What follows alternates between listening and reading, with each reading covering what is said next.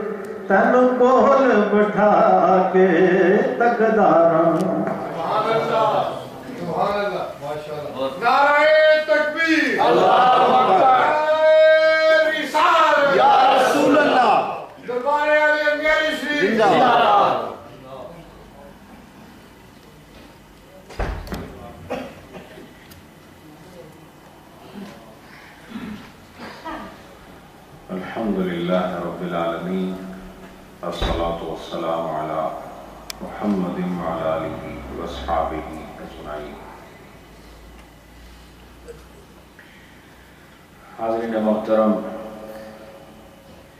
ہفتہ وار مجلس ذکر درس فقہ، اس میں آپ احباب کی آمد اس بات کا اعلان ہے کہ آپ کو جس طرح اللہ اور اس کے رسول سے محبت ہے، اللہ اور اس کے رسول کی شریعت سے آپ کو اسی طرح محبت ہے۔ سبحان اللہ۔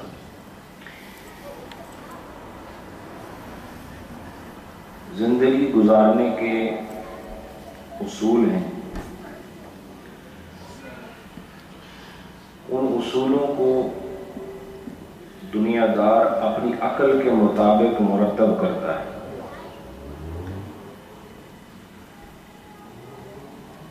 اور یہ عقل والوں کے اجتماع سے قانون، ایک ضابطہ، ایک آئین مرتب ہوتا ہے۔ اس آئین کو مرتب کرنے والے انسان ہوتے ہیں، اور انسان ہی انسانوں کے لیے زندگی کا قانون بنا رہے ہیں، جبکہ بنانے والے بھی انسان ہیں، جن کے لیے قانون بن رہا ہے وہ بھی انسان ہے۔ تو ایک ناقص دوسرے ناقص کے لیے زندگی کا قانون بنا رہا ہے، اس کو لے جانے سے ایک ناقص دوسرے ناقص کے لیے اچھی زندگی گزارنے کا اور اچھی زندگی گزارنے کا اصول مرتب کر رہا ہے۔ اور پھر جو انسان ان انسانوں کے بنائے ہوئے قانون کے مطابق عمل نہ کرے، یہ ان کو طاقت کے ذریعے پھر سزا بھی دیتے ہیں۔ ایسا ہے کہ بولو نا جی، رام صاحب آگے بیٹھا، ایسا بیٹھے بیٹھنا کوئی اتنا مشکل کام نہیں ہوتا، ویسے سارے گھبرا جاتے ہیں۔ درود پڑھیں، اللہم صلی علی محمد واصحاب محمد وبارک وسلم۔ قاری صاحب آگے آتے ہیں آپ۔ تو انسانوں کا بنایا ہوا قانون جب، اب یہ غور سے سننا، یہ جو میں بات کر رہا ہوں خاص بات ہے۔ انسانوں کا بنایا ہوا قانون انسانوں پر لاگو ہوتا ہے، انسان نہ مانے تو وہی انسانوں نے پھر ایک فورس بنائی ہوئی ہے جو کہتے ہیں ہمارا بنایا ہوا قانون نہیں مانا، لہذا تو اندر چلے جاؤ۔ تشدد بھی ہوتا ہے، جور و جفا بھی ہوتی ہے، جبر بھی ہوتا ہے۔ تو وجہ کیا ہے کہ ایک انسان دوسرے انسان کا قانون مانے کیوں؟ اس لیے کہ اس انسان نے ان قانون بنانے والوں کو قبول کر لیا ہوتا ہے کہ ہم تمہیں قبول کرتے ہیں، تم جو ہمارے لیے قانون بناؤ گے ہم اس کو مانیں گے۔ ان کو تم پارلیمنٹ تک پہنچاتے ہو خود، پھر وہ قانون بناتے ہیں، چونکہ آپ کا تسلیم کرنا، آپ کا ان کو تسلیم کرنا ہی اس بات کا سبب ہے کہ ان کی بات اگر نہیں مانو گے تو آپ کو تکلیف اٹھانی ہوگی۔ تو جب آپ انسان کو مانتے ہو، اس کا قانون بھی مانتے ہو، جبکہ انسان کو نہ ماننے سے آدمی کافر نہیں ہوتا۔ اللہ کو بھی مانتے ہو کہ نہیں؟ اللہ کو مانتے ہو؟ رب کو اگر مانتے ہو تو رب نے بھی ایک قانون بنایا ہے، اور تم نے اس کو مان بھی لیا کہ وہ ہمارا رب ہے، وہ ہمارا مالک ہے۔ جب وہ آپ کا مالک ہے، وہ آپ کا رب ہے، آپ نے جب اسے اپنا مان لیا تو اس نے جو قانون دیا، جس طرح وہ خود ہر عیب سے پاک ہے، اس کا بنایا ہوا قانون بھی عیب سے پاک ہے۔ انسان کے بنائے ہوئے آئین میں نقص ہو سکتا ہے، رب کے بنائے ہوئے آئین اور دستور میں نقص نہیں ہو سکتا۔ انسان کو اتنا نہیں جانتا جتنا کہ بنانے والا رب انسان کو جانتا ہے۔ وہ اس کی دنیا اور آخرت کی ضرورتوں کو دیکھ کر ایک قانون دیتا ہے جسے ادب کی زبان میں، اسلام کی زبان میں شریعت کہتے ہیں۔ جو اس پر عمل کرے وہ تر جاتا ہے، جو عمل نہ کرے وہ ڈوب جاتا ہے۔ ہماری ضرورت دنیا کی ہو یا آخرت کی، اسلامی شریعت کے اندر ان ضرورتوں کو پورا کرنے کا مکمل اہتمام موجود ہے۔ آج جو میں عرض کر رہا ہوں، عبادات میں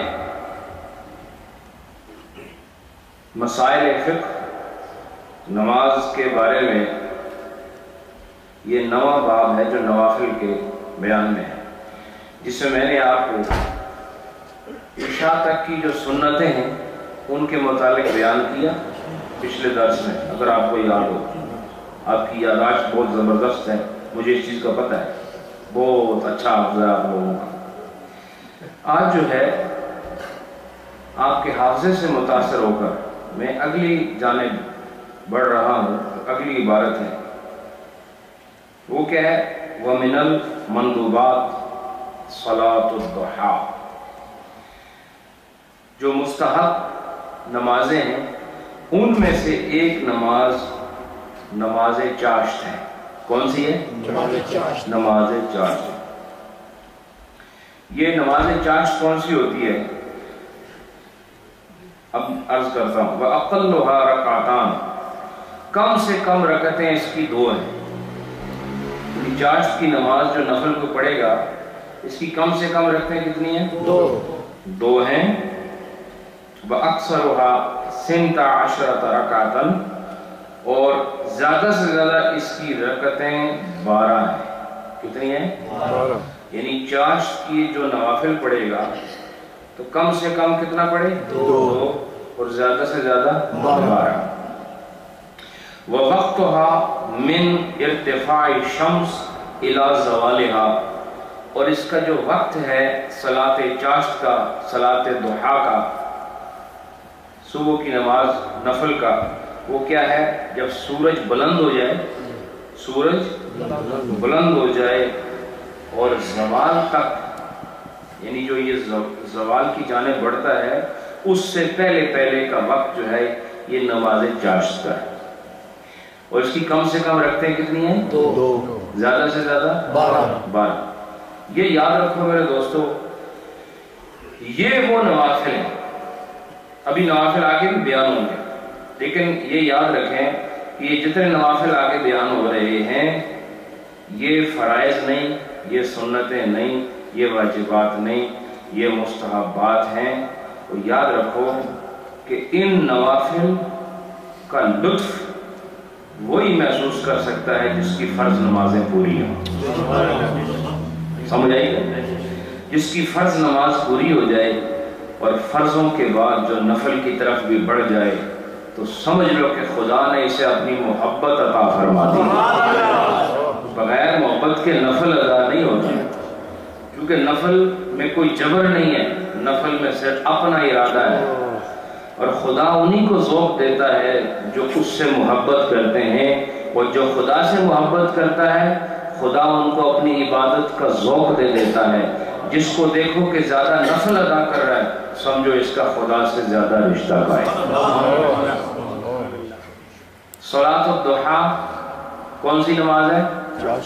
چاشت کی. یہ کب سے شروع ہوتی ہے؟ سورج کے بلند ہونے سے کب تک؟ زوال تک، یعنی زوال سے پہلے. ٹھیک ہے.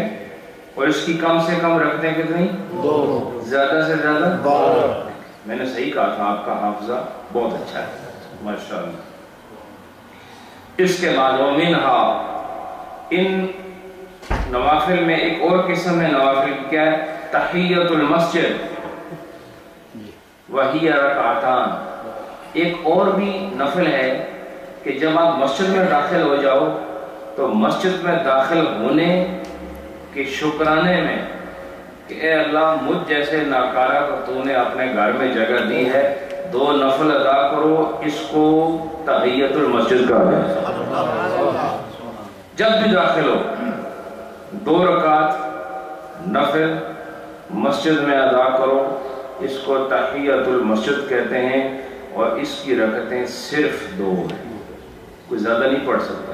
یہاں اس کی لکھا ہوا ہی رکعتان، اس کی کتنی رکھتے ہیں؟ 2. یہ دوسری قسم ہوگی نفلوں کی. ٹھیک ہے. اب تیسری ومنہا، یہ منہا سے مراد مندوبات جو پیچھے اصل بیان گزرا ہے، جو مستحب عبادات ہیں ان میں سے ایک کون سی ہے؟ رکعتان عقیب الوضو.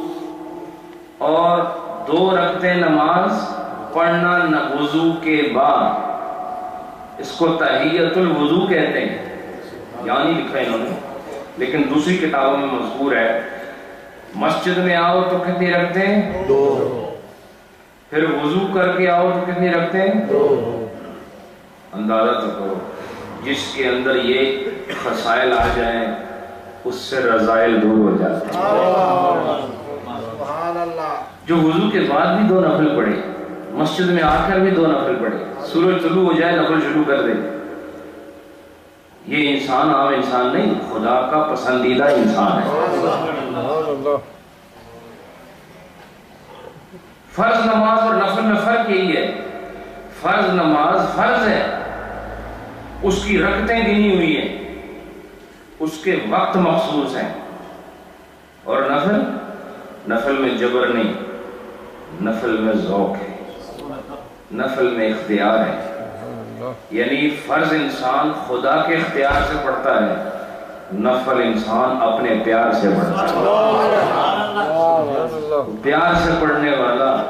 اسی لیے فرمایا کہ میرا بندہ نوافل کے ذریعے میرے قریب ہوتا ہے تو میں اس کے ہاتھ بن جاتا ہوں، اس کی زبان بن جاتا ہوں، اس کے قدم بن جاتا ہوں، چونکہ وہ اپنی مرضی سے نفس پر جبر کرتے ہوئے، نفس پر تشدد کرتے ہوئے اللہ کی رضا کے لیے فرائض اور واجبات کے بعد نوافل کا رخ کرتا ہے۔ 2 رکعتیں وضو کے بعد، ٹھیک ہے، یہ تیسری ہوگی۔ چوتھی ومنها صلاۃ الاستخارہ، اور ایک نفلی نماز ہے نماز استخارہ۔ کون سی نماز ہے بھائی؟ وہی رکعتان، اور اس کی بھی 2 رکعتیں ہیں۔ کتنی رکعتیں ہیں؟ 2۔ استخارہ کا مطلب کیا ہوتا ہے؟ استخارہ کا مطلب یہ باب استفعال ہے، اور باب استفعال کی خاصیات میں طلب ہے۔ اس کی ایک خاصہ کیا ہے؟ طلب، یعنی جب یہ بات بولی جائے جو عربی زبان میں باب استفعال سے کلام ہو تو اس کے اندر تقاضا ہوتا ہے، اس کے اندر طلب ہوتی ہے، اس کے اندر آرزو ہوتی ہے۔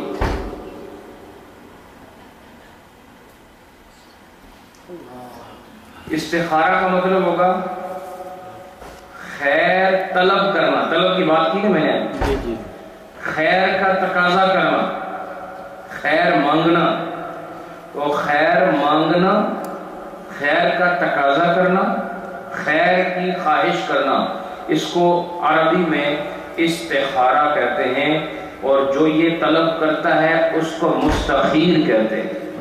کیا کہتے ہیں؟ مستخیر۔ ہاں، سمجھ آئی کہ نہیں؟ خیر طلب کرنے والے ہم بھی ہیں، آپ بھی ہیں، لیکن یہ خاص نماز ہے۔ آج کل استخارے ٹی وی پر ہو رہے ہیں، ریڈیو پر ہو رہے ہیں، خطوں میں ہو رہے ہیں، ایپلیکیشن، موبائل ایپلیکیشن میں ہو رہے ہیں، واٹس ایپ پر ہو رہے ہیں، وائبر پہ ہو رہے ہیں۔ یہ جیسے یہ ایپلیکیشن ہے نا، وہ استخارہ بھی نکلنا تھا۔ سمجھ آئی کہ نہیں؟ کیا بے وقوفی کا دور آ گیا ہے۔ استخارہ ایسے نہیں ہوتا کہ آپ نے کسی کو فون کیا، اس نے فوراً آپ کو بتا دے یہ یوں کرو، یہ استخارہ نہیں۔ استخارہ وہ ہے جو میں یہاں کتاب سامنے رکھ کے آپ کو اس کی تعریف پیش کر رہا ہوں۔ استخارہ کیا ہے؟ صلاۃ الاستخارہ وہی رکعتان۔ استخارہ اصل میں ایک نماز ہے جس کی 2 رکعتیں ہیں، اور استخارہ ہمیشہ انسان خود کرتا ہے۔ استخارہ پیروں سے نہیں کرایا جاتا، نہ خلیفوں سے کرایا جاتا ہے، نہ مولویوں سے کرایا جاتا ہے۔ کیوں؟ کہ استخارے کا مطلب ہے خیر طلب کرنا۔ تم اپنے لیے جب خیر طلب کرو گے، تمہاری طلب میں وہ جوش اور وہ جذبہ جو اللہ نے دیا ہے اپنے لیے مانگنے کا، وہ غیر کے اندر کیسے آ سکتا ہے؟ مجھے بتاؤ نا کہ اگر آپ کو صحت کی ضرورت ہے، میں نے ایک گل نے جواب دیا، جی تسانی صحت خراب ہو جائے تو تواڈے تو زیادہ صحت حاصل کرنے کی خواہش کس کی ہو سکتی ہے؟ جس نقص آپ کو دعا کرو اس کو زیادہ ضرورت ہے یا آپ کو زیادہ ضرورت ہے؟ یہ درد کے ساتھ خیر کون مانگے گا؟ وہ جس کو خیر کی ضرورت ہے۔ تو دوسرا جب آپ کے لیے استخارہ کرے گا، جائز ہے، لیکن افضل استخارہ وہ ہے جو انسان خود کرے۔ استخارہ کا مطلب اللہ سے خیر طلب کرنا۔ اور جب تم ایک مسئلے میں اڑ جاؤ، پھنس جاؤ اور تمہارے پاس جواب نہ ہو اور تمہیں کوئی راستہ دکھائی نہ دیتا ہو اور کوئی راہ نہ سوچتی ہو، تو اس وقت بندہ 2 رکعت نفل پڑھ کے رب کے ساتھ سوال کا جواب حاصل کرنے کے لیے نفلوں کا رشتہ قائم کر دیتا ہے۔ نفل پڑھتا ہے، اے اللہ مجھے خیر چاہیے، مجھے چاہیے نا، اس لیے میں جھک رہا ہوں۔ وہ جھک جاتا ہے اور جھک کر خیر طلب کرتا ہے، اور پھر وہ دعا ہے استخارے کی پڑھتا ہے، سو جاتا ہے، خواب کے اندر اشارات ہوتے ہیں۔ ہاں، اب مرحلہ آتا ہے ان لوگوں کا جن سے آپ استخارہ کرانے کی کوشش کرتے ہیں۔ یہ مرحلہ اب شروع ہوتا ہے کہ جو تم خواب میں دیکھو خود تعبیر نہ کر سکو تو صاحبان علم کے پاس جاؤ، وہ آپ کو بتائیں گے کہ اس خواب میں آپ کے لیے کیا اشارہ ہے۔ تو آج کے بعد یاد رکھیں، استخارہ خود کرنا ہے یا ٹی وی پہ کرانا ہے؟ بولو نا، خود کرنا ہے۔ اور جنہوں ٹی وی پر استخارہ کرتا ہے وہ اس کی شکل بھی آلو بخاری جیسی ہوئی نا کہ استخارہ کرنا ہے، اس کو کیا پتا ہے استخارہ کیا ہے؟ اگر اس کو شریعت کا تھوڑا بہت بھی پتا ہو تو وہ آپ کے جواب میں کہے نہیں، استخارہ اللہ اور اس کے رسول نے تمہارے لیے خود قائم کیا، تم کرو۔ چلیں ایک اور ہے، منہا صلاۃ الحاجہ، ایک اور بھی نفلوں کی قسم ہے، وہ ہے حاجت کی نماز۔ کون سی نماز؟ یہ دوستوں اگر عمل تو کرو، دیکھو بگڑیاں کیسے بنتی ہیں۔ فرمایا اگر کوئی مصیبت آ جائے، کوئی پریشانی آ جائے، کوئی دکھ آ جائے، تکلیف آ جائے، تو طریقہ کیا ہے؟ فوراً نماز کی طرف بڑھ جائیں۔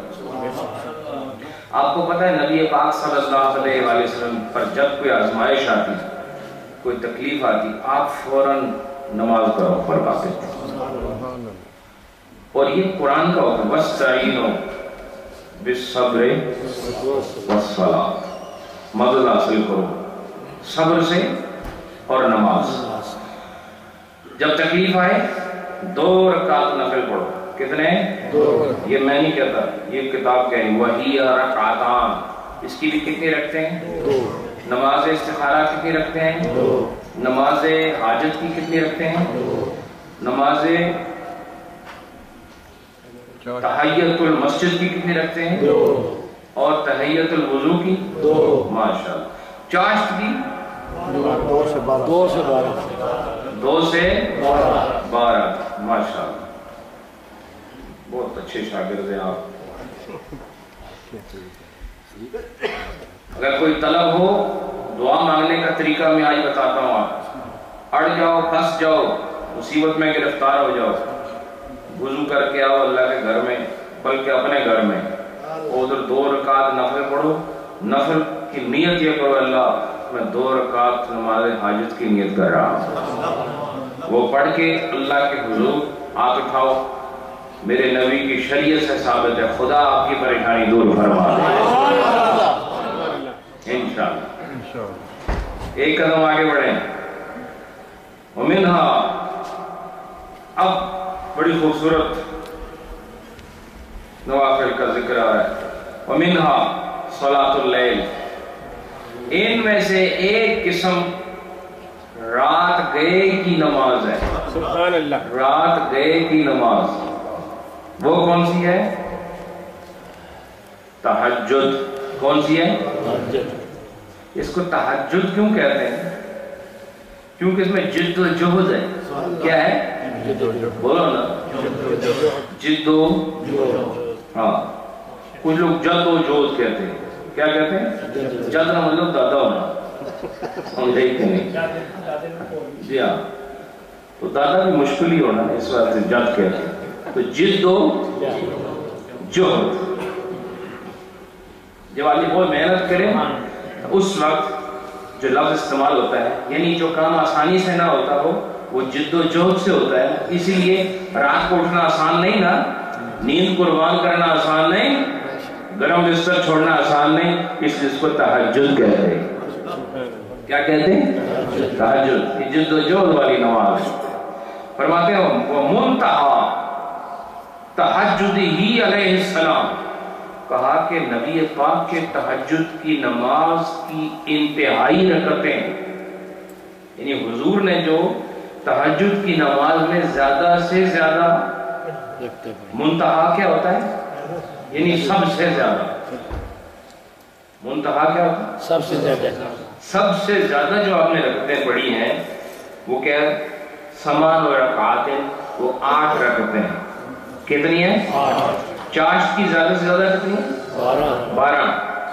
اور تہجد کی جو نبی پاک سے ثابت ہے زیادہ سے زیادہ 8۔ بولتے نہیں آپ؟ 8۔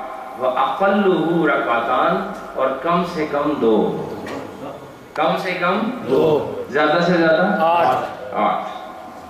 یعنی جو 2 پڑھے گا اس کو بھی تہجد کا ثواب مل جائے گا، جو 4 پڑھے گا اس کو بھی تہجد کا ثواب مل جائے گا، 6 پڑھے گا اس کو بھی ملے گا، جو 8 پڑھے گا اس کو بھی ملے گا۔ فرق اتنا ہے جو جتنا زیادہ پڑھے گا اس کو اتنا زیادہ ثواب ملے گا۔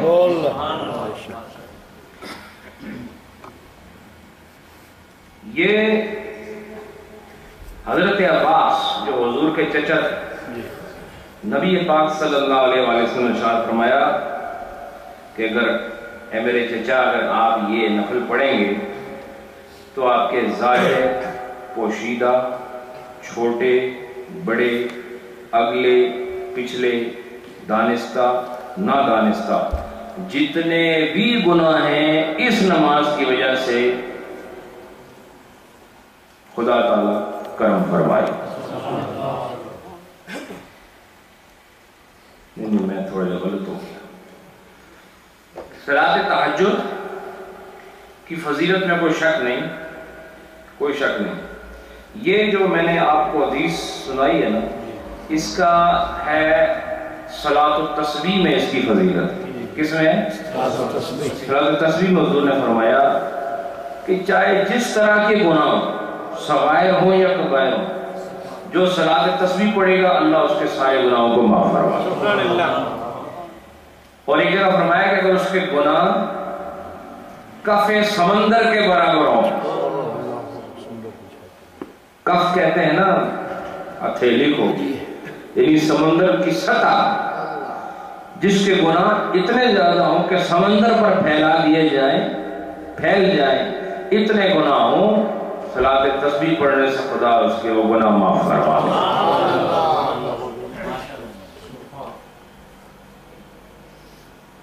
فرمایا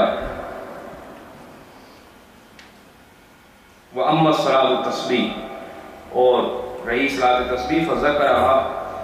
اچھا چلیں، یہ میں نے آپ کو اس کا حکم بتا دیا۔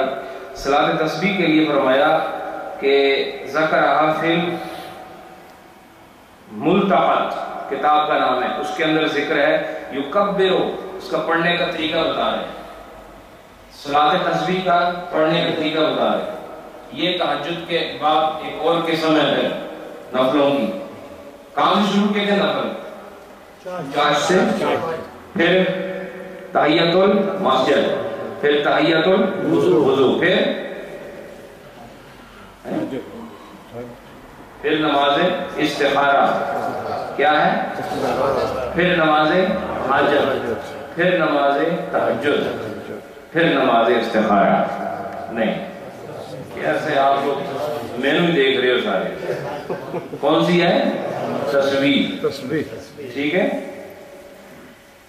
اس کا طریقہ یکبرو، کیا کریں؟ اللہ اکبر، یعنی کیا کریں؟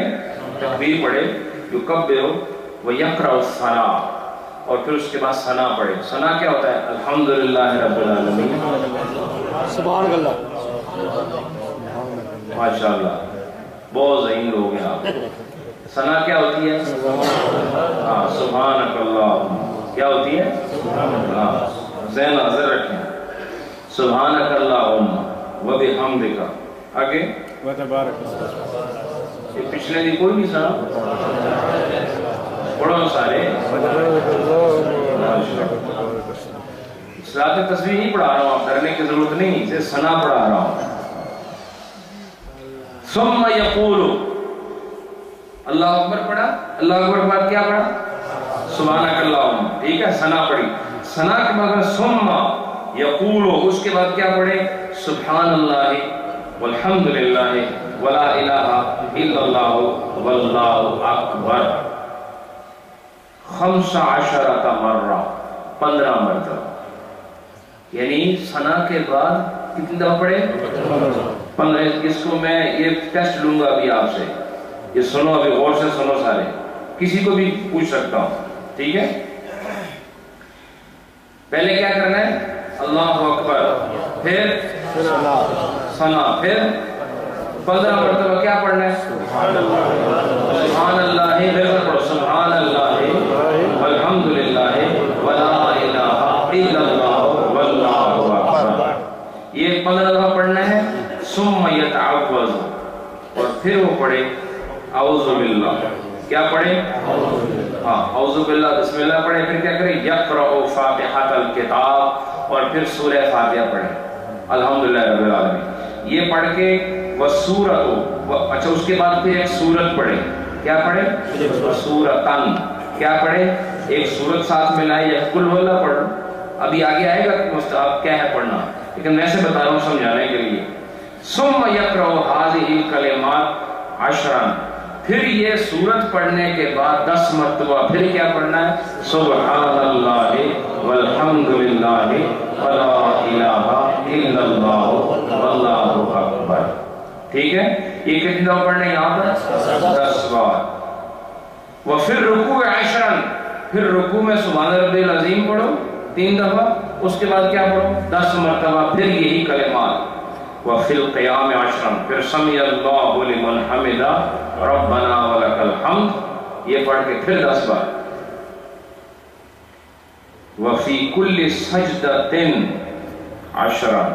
اور پھر ہر سجدے میں 10 بار پڑھے. ہر سجدے میں 10 بار پڑھے. وبین السجدتین 10، اور دونوں سجدوں کے درمیان جو آپ وقفہ کرتے ہو اس میں بھی 10 بار پڑھے. دونوں سجدوں کے درمیان جو وقفہ ہوتا ہے اس میں بھی بولو نا 10 دفعہ پڑھنا ہے. وَيُتِمُّهَا 4 رکعات، اور وہ 4 رکعتیں اسی طرح پوری کرے گا. اسی اندازے سے کتنی رکعتیں پوری کرے گا؟ 4. کھڑا ہو کے پھر 15 دفعہ. ٹھیک ہے، پھر سورہ فاتحہ، نہیں سورہ فاتحہ، پھر سورت، پھر 10، پھر رکوع میں، پھر سمیع اللہ، پھر سجدے میں، پھر سجدے میں جب بیٹھے گا پھر دوبارہ سجدے 2، پھر تحیات پڑھ کے پھر کھڑا ہو جائے. پھر اسی طرح کہا، اسی طرح 4 رکعتیں پوری کرے. قیل لابن عباس، حضرت ابن عباس رضی اللہ تعالیٰ عنہ کا جو قول ہے، ان سے یہ کہا گیا حل تعلم لهذه الصلاة سورہ؟ قال نعم. حضرت ابن عباس سے پوچھا گیا کہ آپ کو اس نماز میں جو صورتیں پڑھی جاتی ہیں ان کے بارے میں آپ کو کوئی خبر ہے کہ ان میں صورتیں کون سی پڑھی جائیں؟ حضرت ابن عباس سے پوچھا کسی نے، حضرت ابن عباس نے کہا نعم، مجھے پتا ہے، مجھے پتا ہے، مجھے خبر ہے. وہ کیا ہے؟ الحاکم التکاثر. پہلی رکعت میں کیا ہے؟ الحاکم التکاثر پڑھو، والعصر، اور دوسری میں کیا پڑھو؟ سورۃ العصر پڑھو.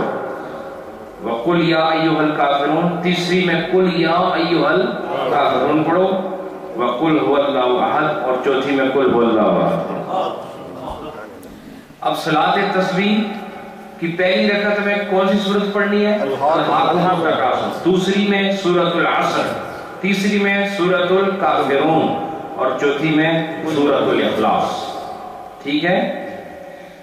قال المعلی، اور معلی جو امام ہیں ان کا قول نکل کر رہے ہیں، وَيُصَلِّهَا قَبْلَ الظُّهْرِ، کہا کہ سب سے بہترین وقت صلاۃ تسبیح کا آج پہلی دفعہ آپ سن رہے ہیں وہ زور سے پہلے کا وقت. یعنی زور کی نماز ادا کرنے سے پہلے، یعنی زوال کا وقت گزر جائے تو زور کی نماز ابھی آپ کی رہتی ہو، اس سے پہلے آپ کیا پڑھیں؟